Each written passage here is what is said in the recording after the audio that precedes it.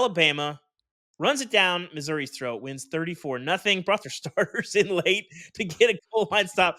I love it. I was gonna ask Damien that. I love it. Like, Damien, is that what you wanted to see? Yes, Starters absolutely. back in on a 4th and goal to preserve the shutout. That's the mentality. That's the play. That is it. See, that's it. Bama, we're back, baby. I'm telling you. No, seriously, like to see them want to preserve that shutout, because again, whenever we talk about these historic Alabama defenses, we're talking shutouts and against teams who don't have their starting quarterback, who don't have their starting running back. So this should be a shutout. This should be an onslaught, and they did it. This was the first time, I think, obviously outside of the Georgia game, because they pulled out the plays in the end, but this was the first time as an Alabama fan we can look at it and say, man, we did it, and we took a sigh of relief. And I think that I can say for every fan, former player, coach, to see the decision to send your starters back out there, like, hell no, y'all not scoring on us. I don't care. Like, we've heard enough.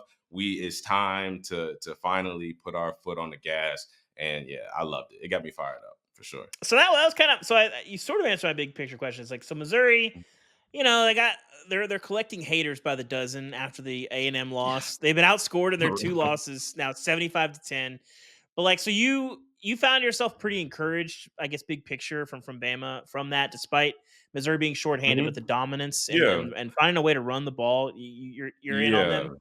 Yeah. Well, I was going to say they obviously look better, and it's something that you can look at and say if they continue to just improve. They obviously have improved from where they were before. If they just continue to improve throughout the rest of the season, they're still in the driver's seat with everything that except for an SEC championship, but everything else is really in front of them, and they can still. Yeah, they're right there.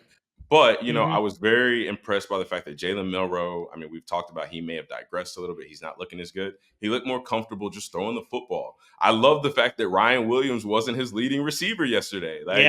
I don't know if I'm crazy for saying that, but I love the fact that he got the ball to somebody else and somebody else made an impact on the game. Obviously, Justice Haynes, they were running the ball very efficiently. They were physical. The guys up front did their job. Then again, you talk about the defense. They gave up a goose egg. So, again, just in the conversation of with everything, a national championship still being in front of them and them still being in the driver's seat for that, if they just continue to improve, that's obviously something for fans to be excited about. I do think when you look at Bama, this Bama team, they haven't been dominant hardly at all this year. They were against Western Kentucky. I said at the time that was impressive because I think they're good. Western Kentucky is good. You're obsessed with this Western Kentucky game. I'm not, but you really are. I'm just saying week 1, people are like, oh, it's Western Kentucky. I'm like, Western Kentucky's pretty good. Like they might win. They might win the CUSA. Anyway, South Florida, they were in a fist fight in the 4th quarter. Wisconsin, okay, but they lose TBD. In the 1st quarter. Like they had a half against Georgia, but they haven't been dominant in a game other than this. That's why I bring up Western Kentucky, because they obviously were dominant in the game. I think there's something to that. But with Brady Cook out and Drew Pine in and Nate Noel out, like this had to be an Alabama dominant game. That's why we all picked them to cover, and they did. Missouri, they're still in the top 25, and I still have them in my number 23. It's hard, it's a hard reason, but they beat Vandy, and somebody's got to be there. That group from 20 to 40 in college football right now in the rankings is really hard to place. And so a lot of people have been calling Missouri a fraud all season, and based on their records and their scores in the 2 biggest games, I get it.